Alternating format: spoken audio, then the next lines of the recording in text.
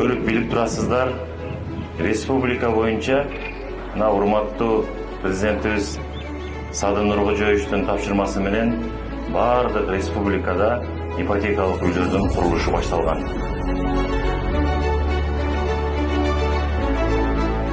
Мамлекетибизде мурункудай заман жок. Ар бир нерсеси ипотекалык үйлөрдүн курулушу кайсы материал менен курулуп атат, кандай сапатта курулуп атат, бардык нерсеси ачык айкын.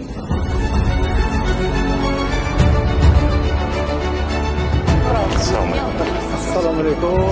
Мына быйылкы жылы биз республика боюнча 5000 үй бүлөгө мынакей үй тапшырабыз. Бүгін өзіңіздер көп болгондой Ош шаарына Курманжанатта бир адресине 8 блокта турган 12 этаждуу 528 квартиранын капсуласына бүгүн баштадык. Мына эмки жылы дайым буюрса 1 жыл, 1,5 жылдын аралыгында мына ушул жердин дагы үйлөрү толугу менен бүткөрүлүп, жарандарыбыз мына буюрса үйлөрдү алса болот. Бул башталышы. Азыр 1 айдан кийин бул жерде дагы мына жерлер чечилип атат.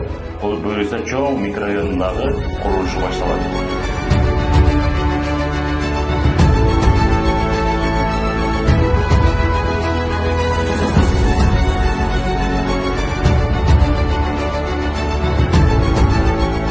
Ар дайым бөлө кырсыктардан элибизди, мамлекетибизди сактаган болсун.